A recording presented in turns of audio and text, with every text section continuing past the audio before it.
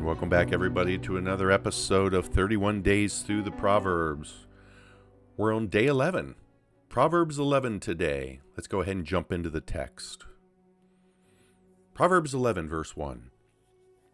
A false balance is an abomination to the Lord, but a just weight is his delight. When pride comes, then comes dishonor, but with the humble is wisdom.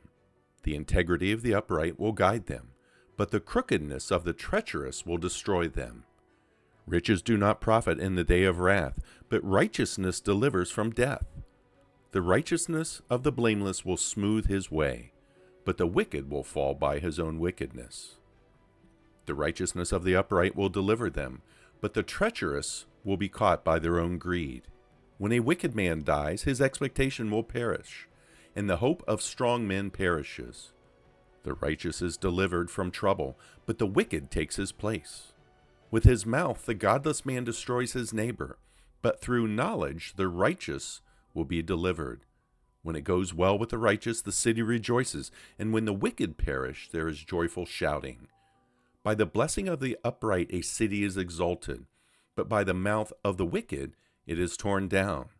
He who despises his neighbor lacks sense, but a man of understanding keeps silent. He who goes about as a talebearer reveals secrets, but he who is trustworthy conceals a matter. Where there is no guidance, the people fall, but in abundance of counselors there is victory.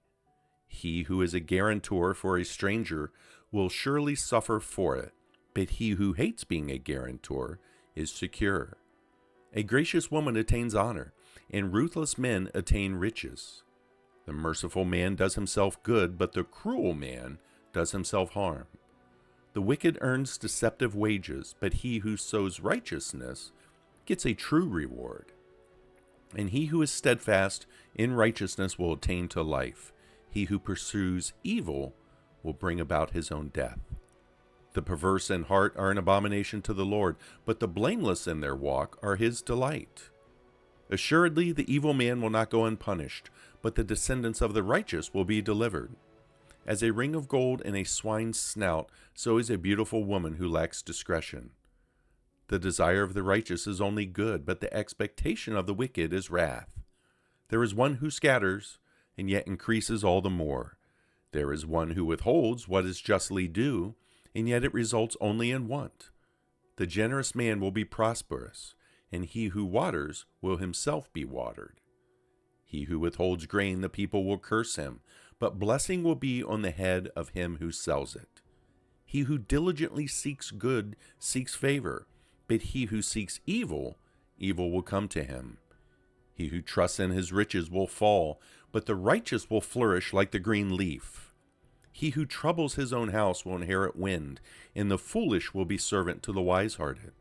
The fruit of the righteous is a tree of life, and he who is wise wins souls. If the righteous will be rewarded in the earth, how much more the wicked and the sinner? Proverbs chapter 11 we've made it to in our series on Proverbs. Thoughts on Proverbs 11?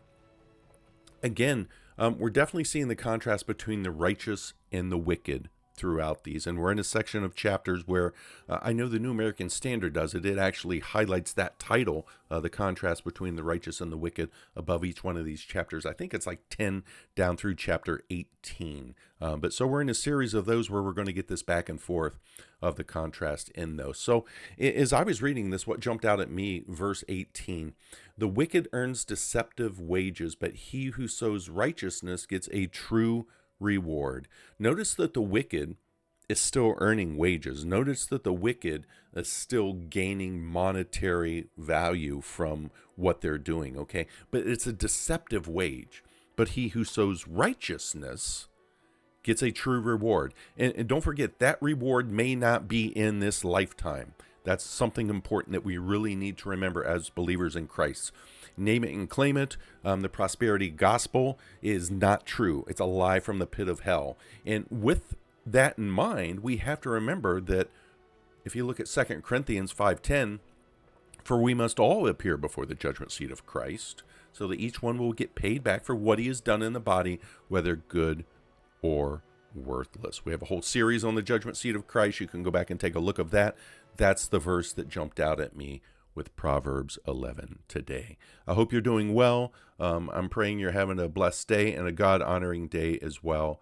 And I hope that you're keeping a journal and writing down your thoughts on each one of these Proverbs. God bless you. Take care. Have a great day. We'll see you again tomorrow for Proverbs 12. Take care.